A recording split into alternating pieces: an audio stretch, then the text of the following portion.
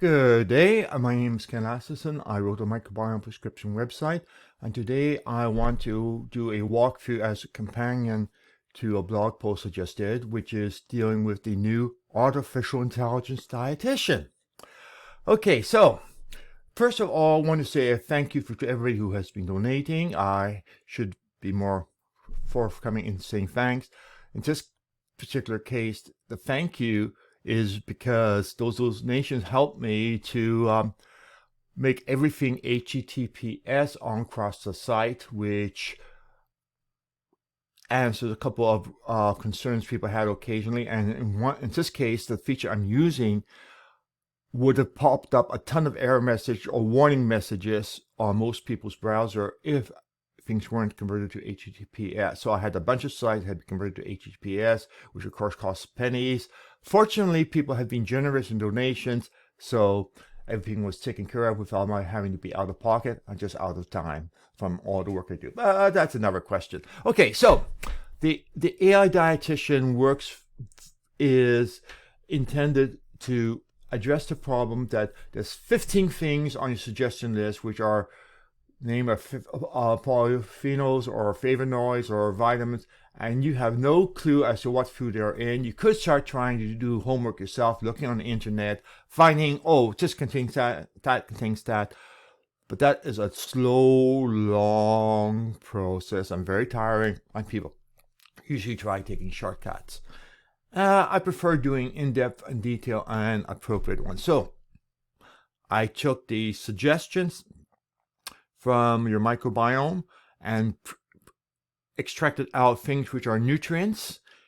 And then I had a few months ago create a food nutrient database by using a bunch of open source data tables and took the two of them together saying, okay, if you have these nutrients, which foods have those? And which food has more of them than any other food? And which foods have the things I should avoid there? So the logic is pretty simple, straightforward, back and forth. And how you get to it is very easy. You go and you will see there's a new button sitting on the page, on your suggestion page or on your consensus suggestion. Makes life real easy. Then you go over to the artificial intelligence dietitian. It is what the dietitian would generally do, except we are using the microbiome prescription suggestions as the basis of what needs to be adjusted. And it goes and gives you the list. And my particular example, I had 2,400 different foods listed.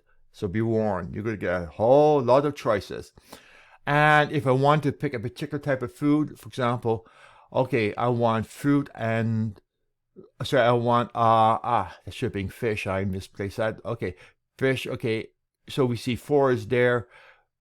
If I click fish and seafood, I get them listed, and it gives you the ones which are there and how many of the nutrients that are suggested are there, and more importantly, adverse contributions or nutrients which are in it. Which we make sure that anything which is a mixed case where you have some good and some bad, we exclude. We just don't try figuring that out because there's enough left over, 2,400 without that. So we list things which are actually contributors only or adverse contributors only. So it's one or the other, or if it's in the middle, we toss it out.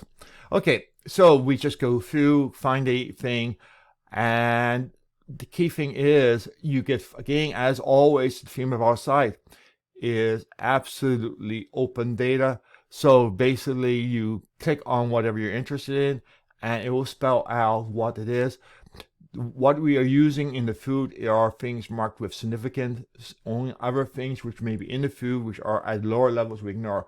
And the thing is, significant means that the amount in it is above the typical amount found in foods that have it. So there are other foods that have it, but the amount that they have is less than the average amount. So hence we are looking for foods that would increase that amount overall, assuming a random diet before.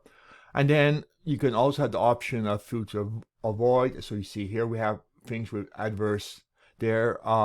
Dried whole chicken eggs something to be avoided. There's free flavonoids in it or free components which are not desired. So, hey, avoid it.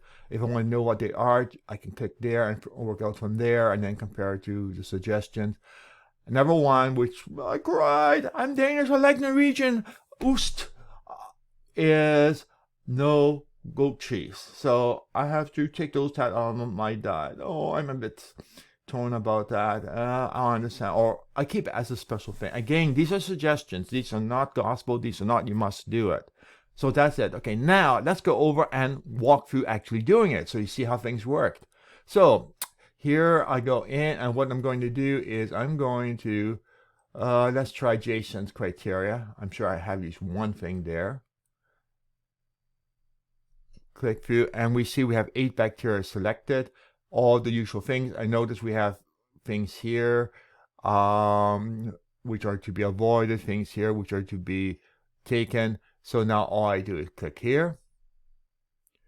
And there we see the suggestions. For example, suppose I'm looking at wanting to look at rye, so all I have to do is click that. And now we have rye. Hey, and guess what? I make sure I eat lots of rye, and we see the benefit there. And then we see 2 things, and only if I want to know what they are, I just can click here. Those are the things which are in rye.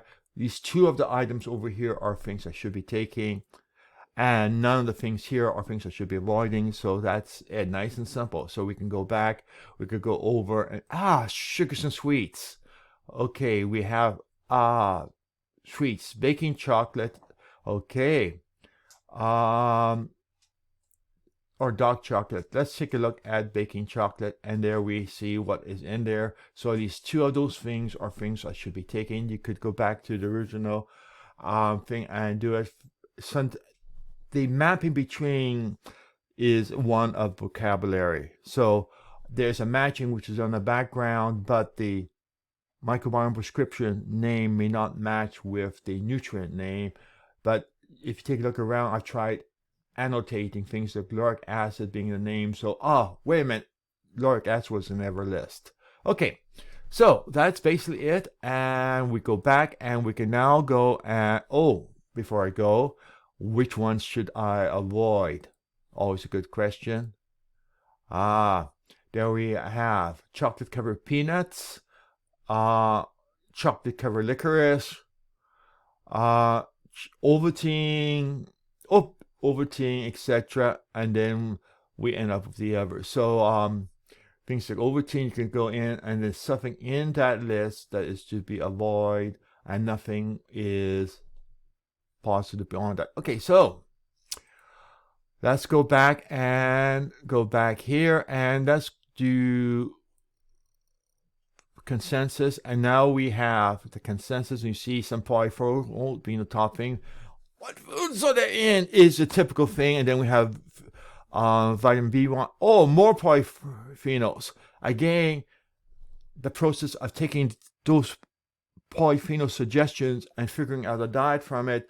If you give it to your usual dietitian, they probably be clueless, or they do a so-so job. Not all, but most of them will. But problem is solved. Like artificial intelligence want to do it. And there we have it. Goat liver. Yay! Goat liver. Here to get that from a local Safeway store. And then we have chicken giblets, liver duck, etc. So we have almost all of the top things being actually meat products. If I want to go and look at something like global herbs and spices, then we have lingonberry, ginseng, etc. Pulses and nuts, same thing. Again, you can also flip that around to see which ones you should avoid. Notice we do have foods from around the world, and I believe that is a Vietnamese food. And we also have some brand names things, because our nutritional databases, which we obtain data from, have them by brand name. So I'm not doing product placement, and just simply using the data that's available. So that's basically it. Again, I noticed the big one. These are second-class model suggestions. If your original microbiome say a particular food should take, and over here It says avoid. Remember that a mixture of nutrients may have a different effect than they will individually in isolation. So that is simply a caveat. This is a second class. It addresses the question of converting polyphenol suggestions into diet suggestions, which is a good thing, and go to it. So that's it. And I should, of course, point out, okay, oh, guess what? We have almost 4,000 food suggestions here.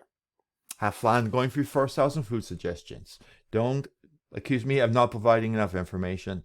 Okay, and down there we have sources of acknowledgement if you want to know where I'm getting the data from. And that's it. Have fun.